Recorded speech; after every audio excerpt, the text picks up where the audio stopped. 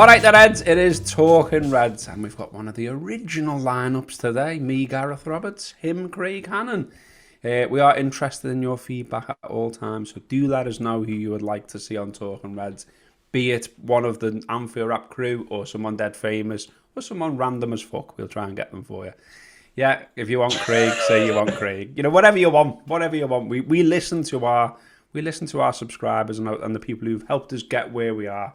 Just done a subscribers survey and everything. There's a subscribers drink tonight on Zoom. So go to the Facebook group if you're in that. And if you're not and you're a subscriber, join it. And you can have a big bevy with some of these players tonight. I'm not there, unfortunately, Saz. Anyway, the Reds, of course, are playing Man City this weekend. Huge game, as ever, when we play them. Obviously, we've lost our last two games at home to Brighton and Burnley, and it's all a little bit doom and gloom in Liverpool FC world right now. But there is some sunshine, not only outside but about the Reds, because he's just done his press conference, Jurgen Klopp, and aside from there being a horrendous Jackie Weaver joke about that parish council meeting that's gone viral, there was absolutely some interesting stuff in there as well. So number one is we're all wondering now, Craig, about the centre half situation, of course. And I seen Steve Warnock of the Anfield Wrap fame on Sky earlier saying he thinks Ben Davies might get a go because of his left foot, because of his passing ability, all that kind of stuff, because he might be used to the rough and tumble of English football. I kind of think it's more likely to be Kabak, because, you know, of his status, the fact that he's played regularly in Germany, etc., etc. So we shall see, but he has got international clearance. Klopp had to check in the press conference, which is funny. He was like, has he? Yeah, 10 minutes ago. Oh, yeah, he has then. So he can play if he wants, and obviously Ben Davies can play if he wants. What's your thoughts on that? Because Klopp did temper it by saying, ideally, we'd like to work with them for a couple of weeks, but he said ideally. I tend to agree with you on it's more likely to be Kabak. I think that when you looked at the Kabak stats and stylistically what kind of player he was, you see that he's front foot, that he loves the challenge in the air.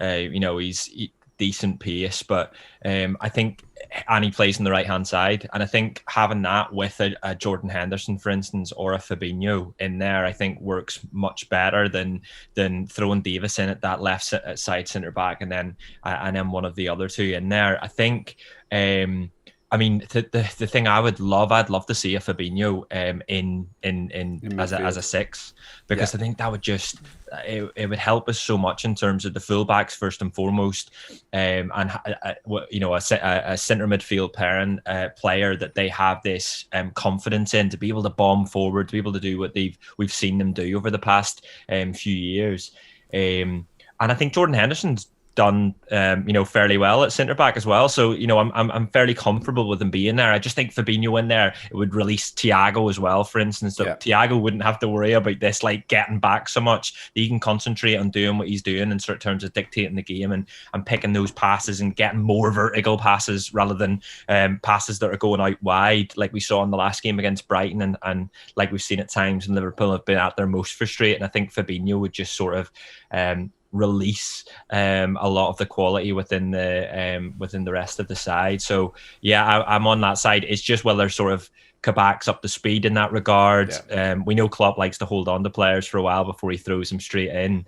And I mean, Kabak's only trained 1.5 days or something like that. So yeah, he mentioned it'll be really interesting to see. They've got a couple more sessions, obviously, before the game, and he was very much like, we'll see what happens in those sessions. He was like that about all the questions. He was very cagey, which, he's got every right to be honest. But yeah, we shall see. I'm with you that I think as well, you're starting to see the effect of the unsettled defence now massively. So, I thought against Brighton, you can see opportunities where maybe Robertson could have bombed forward and he's almost holding himself back a little bit, as though he's worried what's behind him. And as you say, if you've got Fabinho in there, everyone knows how good he is. Everyone knows how good he is at protecting the defence. So I think that could be a thing, and hopefully is the thing. He was asked about that as well, about obviously Mane, Fabinho and Alisson all missed the Brighton game, along with 5 other first teamers as well. But good news is that Mane and Fabinho both back in parts of team training, Not quite what that. Don't quite know what that means. And Alisson also better after fitness. So that those things are big, aren't they? Because for all the talk of crisis and Liverpool losing it and all the rest of it, like it's so like it sounds like you're making excuses, but honest to God, 8 first team players missing is ridiculous. And it's all the good ones. It's like £300 million worth of talent. Do you know what I mean? It's not like if we had 8 injuries and the 8 injuries were Nat Phillips, Reece Williams, you know what I mean? Like peripheral players, then I could understand when people are going to, yeah, well, that's just a fucking excuse, that. But when it's literally the good lads, then it's like, because, the other night as well, we obviously missed Mane and what he brings to the side. You could see it. It was almost like the ghost of Mane was on the pitch going to Robertson, lad, because if he had been there, he would have got down that side. He would have took on the fullback. He would have ran into the box. All the stuff that we were missing. Yeah, I think it feels like there's a fine line between making an excuse for results like Brighton and sort of being reasonable and being fair about the situation that Liverpool find themselves in. I think that's the thing that we're trying to navigate as Liverpool fans, in that we don't want to be seen to be making excuses for this drop off. But then there are all of these factors in play at the moment that weren't in play last season, that or that have never been in play, and so that's the difficult thing to navigate. The other side of the coin is that you look at the side that he puts out against Brighton, and you think, well, there should be more than enough there. I know that's a very simplistic way of looking at it, isn't it? Because we know that this team have struggled against teams with low block. They've struggled to create when the team sits back. And I think the most frustrating thing about it all was that it felt as if we turned the corner. It felt like there was momentum on our side again. It felt like we would see this Liverpool side sort of emerge off the back of 2 brilliant away wins and performances as well, and goals from Salah that were just out of this world. And you felt that they would emerge from that, and we would sort of see similar at Anfield. And I think back to the early Salah chance. If Salah takes that, it's a completely different game. Brighton have to come out. Liverpool can then attack, counter-attack. There's space and so on.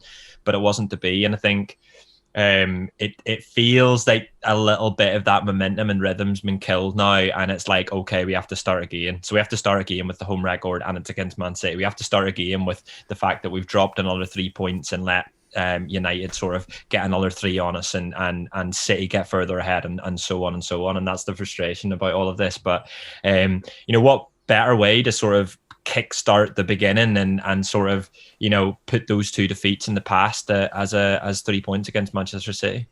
Absolutely. Klopp did mention the 68 game unbeaten run at home. He mentioned wanting the place to be a fortress again, which I like. I like that he's using our language. I like that he recognises that that's the thing, and he wants to go there again. And look, there's some big games coming up as well, where you just think, if you can win on Sunday, if you can win against Leicester, if you can win against Everton, Leipzig, all of a sudden, you can see how it could turn on its head again the other way. But obviously we are in a bit of a precarious place.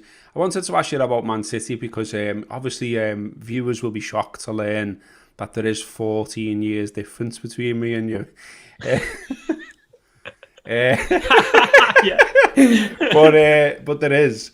And I wonder if that makes a difference in terms of perspective about what they are. Because, what are Man City to you? Like, do you fear Man City? Do you see them as a rival? Like, Trevor Sinclair this week saying it's the biggest rivalry in English football. I think it's definitely something that it feels like it's been ramped up from the other side rather than our side to begin with, at least. And there's various different sort of factors in play here. In that you think of the bus welcome, and you think of sort of how that upset them. The fact them that singing on the plane. Yeah, us sort of putting them out, and then them singing on the plane, and even like Man City's own fan base, just sort of how they seemingly have this sort of grudge against us, against Liverpool. I've mates who are Man City season ticket holders, and the even small things to us, like us signing Van Dijk, and they thought they were gonna, and so on. It's just irked them. So for me, like, I don't have any sort of hatred towards them. I don't have any sort of hatred towards them. Pardon?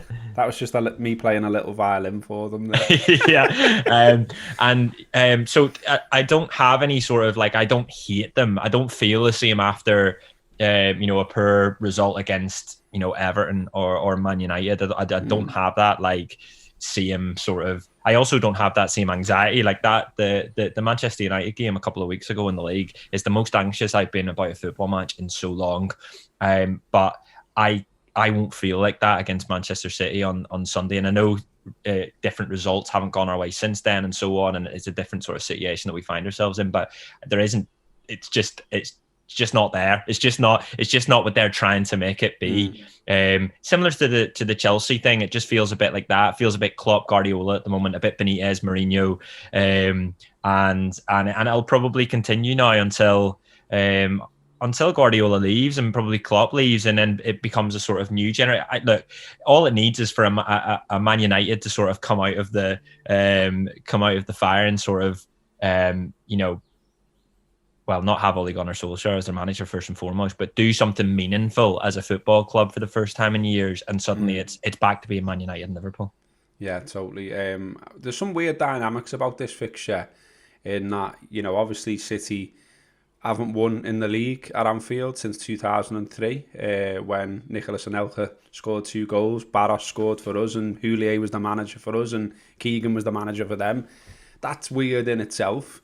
But then there's also another one which I spotted today, which is that, the away side has only won once of the last 24 games between City and Liverpool. So, they win at their place, we win at our place. You know what I mean? That's generally how it's gone, and obviously draws in there as well. And there's a weird dynamic, you've already mentioned it as well, between Guardiola and Klopp. Like, they speak respectfully about each other, but when you see them in the same place, I don't know, I sense there's an edge.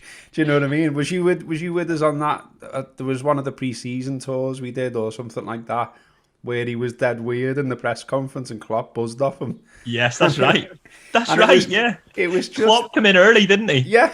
Yeah. And Klopp Guardiola got a cob on, and then he was like... have a seat, Pep, and all this. And it was like, I don't know, it was just weird, wasn't it? It was a weird moment. And it's like, Klopp's Guardiola, has lost to Klopp's sides more than anyone else. Do you know what I mean? I think Klopp's got 9 wins against them, and that's like more than Mourinho and etc. etc. So even if Klopp's sound and he does his toothy grin and he does his Sam fella thing, I think he is in Guardiola's head, and I still think about that thing on the Amazon documentary, and maybe I shouldn't, maybe I should let it go. But when he's Pep sat there going like shitting himself about Liverpool's front three, and it's like in the Everton dressing room, yeah, they're about to play Everton, yeah, and again it makes me just think, do we just bug them? Do we do that? I had to look on their forums this week as well, and like. I expected to see absolute confidence on there. You know what I mean? They've won 13 on the spin. They scored 33 goals. I think they've only conceded 3.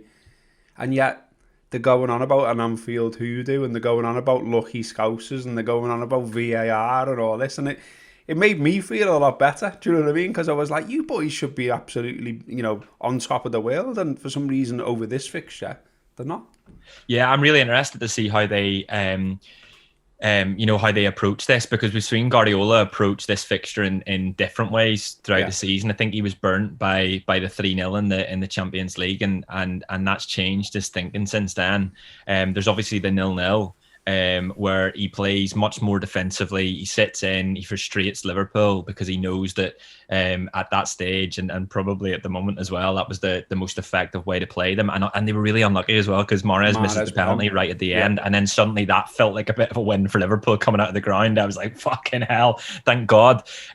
So I'm interested to see now when pundits and players on the TV are talking about this blueprint that's been created around how to play Liverpool at home, away from home when Liverpool are at home, whether Guardiola thinks in that way, because something's really interesting. I'm glad you mentioned the Klopp Guardiola sort of rivalry, because the Anfield Wrap have done a podcast. I just listened to it this morning, and it's a toss special, Klopp v Guardiola, and it's Raphael Honigstein talking, and it's Rory Smith, and Raphael Honigstein talks about their time in Germany, and Rory from the point of view of their time in England. And something that Honigstein says at the beginnings sort of reminded me of this is he says that something that he thinks sort of irked Klopp when Guardiola came was Guardiola changed his way of playing to play against Klopp when he was at Bayern Munich and Dortmund. So he used an example of when Javi Martinez was a defensive midfielder and later a centre-back.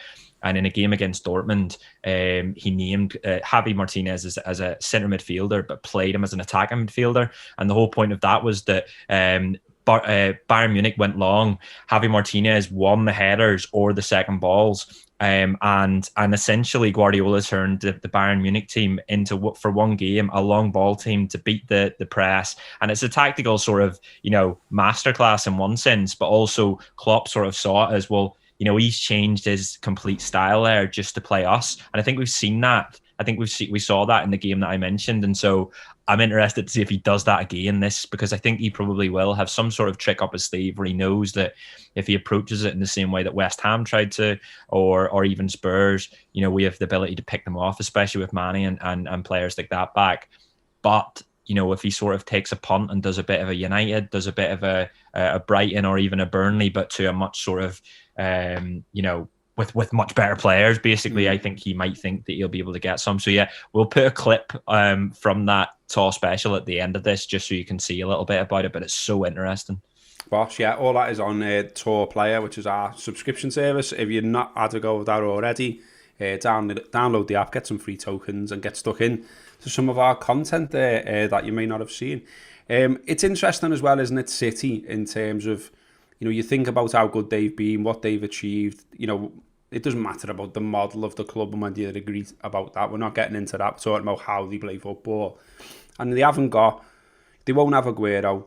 They won't have De Bruyne. Silva's gone. And you know what I mean?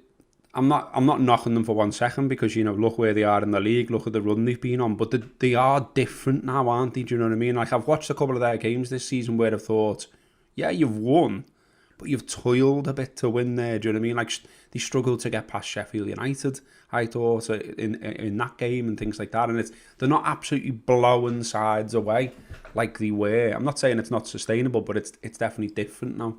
I can't work out if that's a change of tact again from Guardiola, where he's maybe looked at what Liverpool did last season and thought, right, well, maybe we do need to be a bit more like that to do well, especially considering the way that the league is this season and that there's mad results, there's mad performances, and just football's just not the same. So I can't work out if it's that or whether it's that they're in a bit of a transitional period, because we're seeing how important Diaz is to them at the back, and he's been brilliant for them.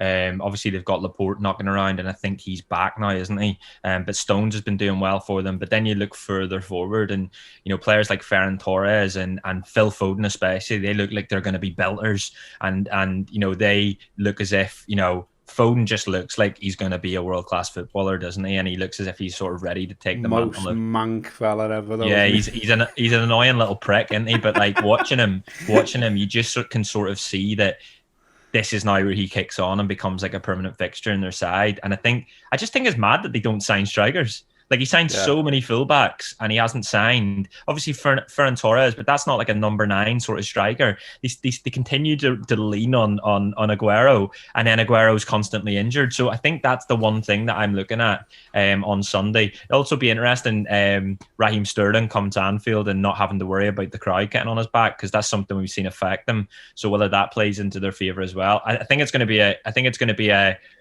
tight football match. I don't think it's going to be this sort of end-to-end, reminiscent of the 4-3 in 2017.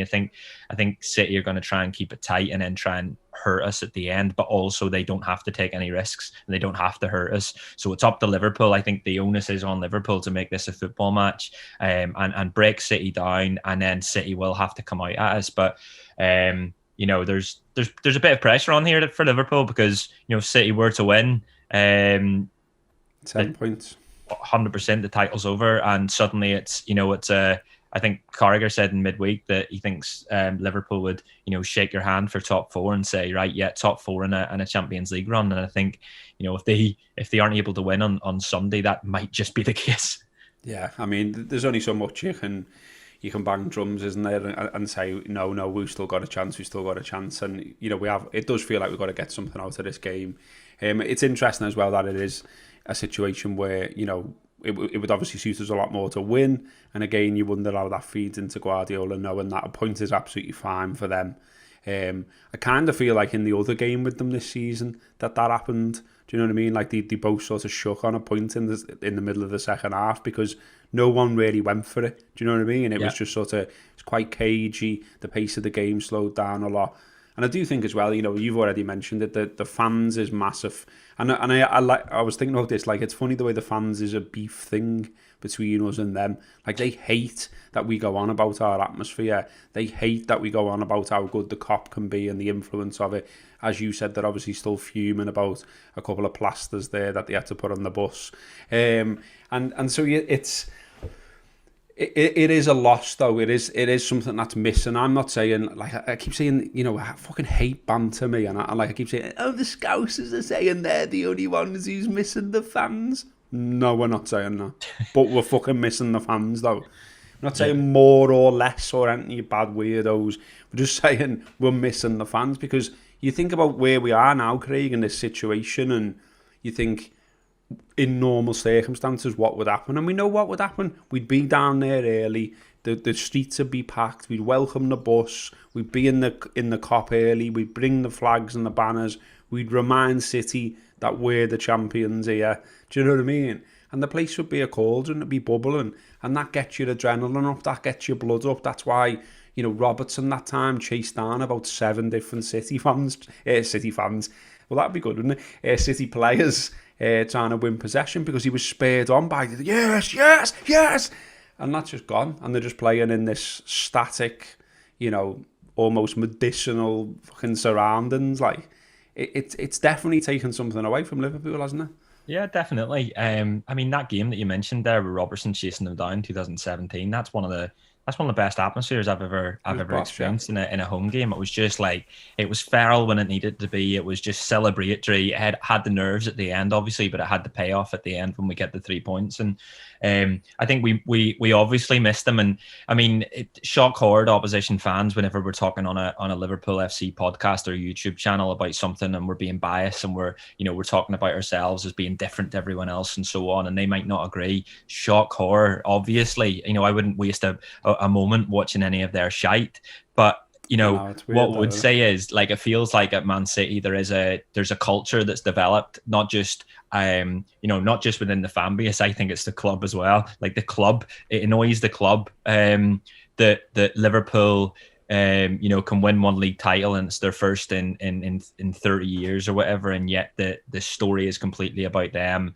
It irks them that Man City can win the league on a record points total, and Liverpool just need to get to the final of the Champions League and lose, and it's still a much bigger story than them. It just sort of outdoes them. And I think there's definitely a thing in the background at City that that Liverpool just really rubbed them up the wrong way. And we've seen it at their local newspaper and the way their journalists act around Liverpool. We've seen it with the fans as well. It's just a thing. And no names, but so I think that's definitely the case. But it's a very strange season this season, and I don't know how everyone else is feeling. I don't know how you're feeling about the football. Like, the January was a real roller coaster month in terms of, like, the defeats were much more difficult to take because you're watching them at home alone. You're not there. You can't sort of, like, clap off the players and say, don't worry about it. We'll get the next one. And equally, you get the 2 wins and they're still not as good because you can't celebrate them, or you can't, like, you're not with anyone to go,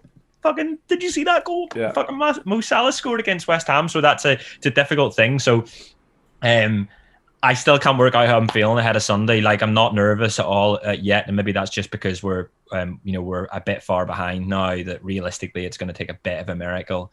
But in saying that, there's been twists and turns so far, and you'd never know. Just Liverpool need to make sure that they do, from now to the end of the season, they do everything they can to win this league title, because it starts on Sunday, and if they don't win, then they're not in the league title race. Well, on City and how big or not they may think they are, I just, like I mentioned the age gap before, like I went to Main Road on more than one occasion and watched the Reds there, and I will never shake about Man City the time when on the last day Liverpool go there and we're drawing, and Alan Ball, the manager at the time, tells them that the draw is enough to keep them in the Premier League. So they go and take the ball in the corner, they waste time, and they go down because a draw was not enough. And it's like that, like I can remember I used to work in Manchester for years, so I was working with loads of City fans, and they always used to say,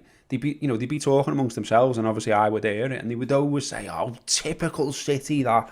Do you know what I mean? And like they were almost like a banter club. Do you know what I mean? They always fucked up. They always did something mad. They were obviously, they were out of the league as recent as, what was it, 2002 or something like that, when Gota scores 30-odd goals and they come back up. And it's like this idea that they all of a sudden want to be perceived as like a world superpower.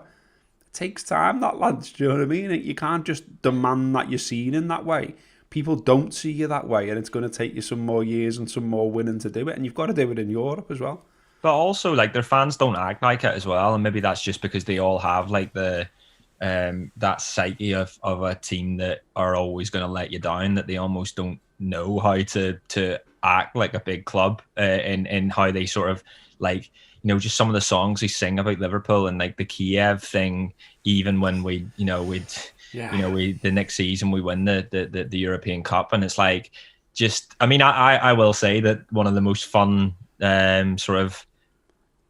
one of the best nights I've had as a Liverpool supporter was going to the Etihad and that Champions League game where Salah scores, and it's just fucking bedlam. Like, it is bedlam, but it was bedlam because in the first half and the time that had built up to that moment, around the stadium, City were getting, they were getting up. They were like, this is going to happen. We're going to, but Liverpool just sort of squash it with, with one big goal, and that was just like one of the. Yeah, it was just an incredible moment, and that's probably something that annoys him as well.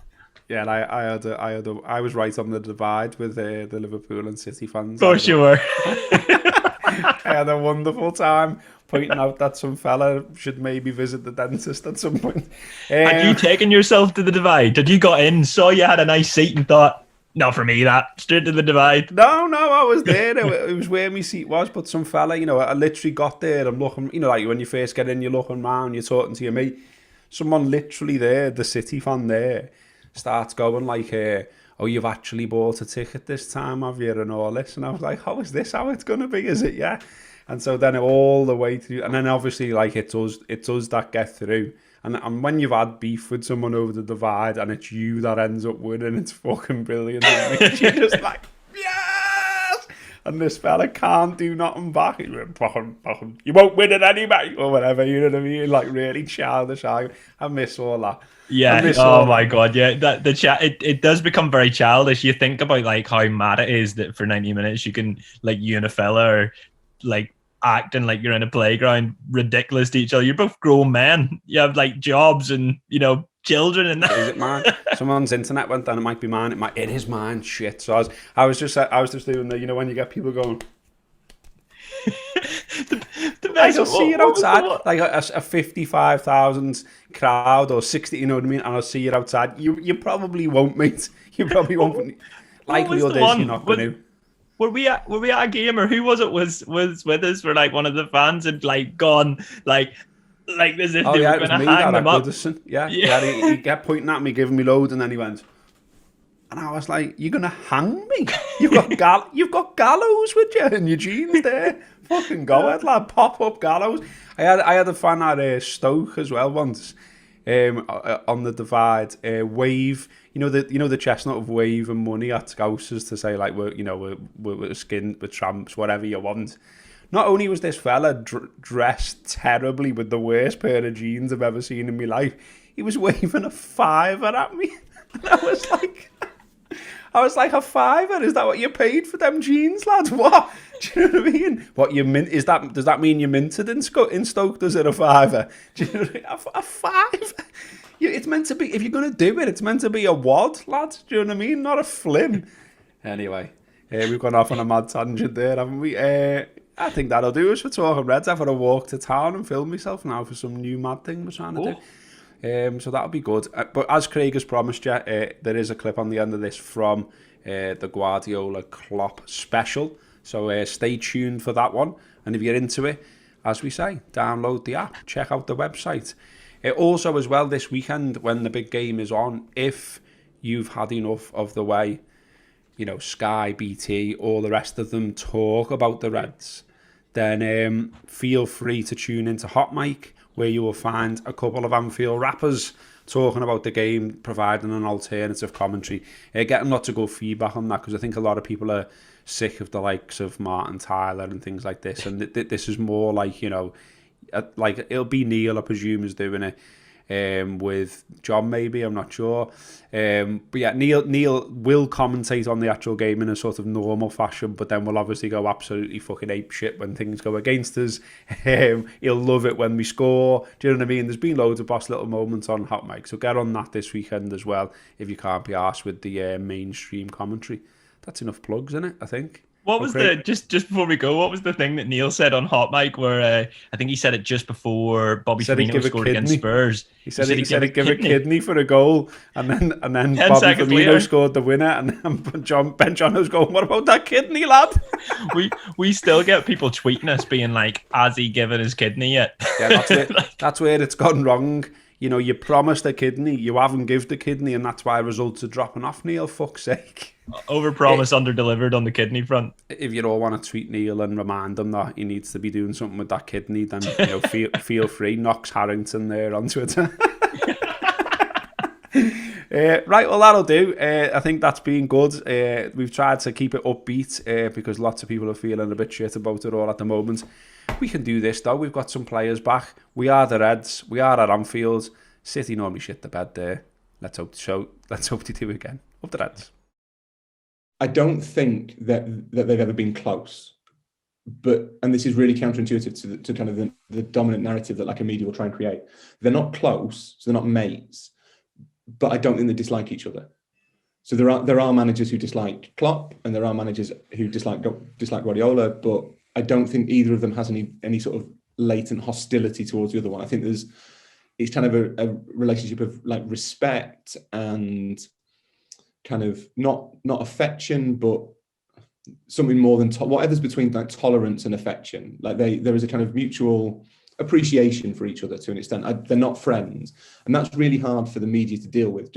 It's all right if it's like Klopp and Wagner, or Guardiola going up against Pochettino, and you can do a thing on like they're mates but they're facing off against each other.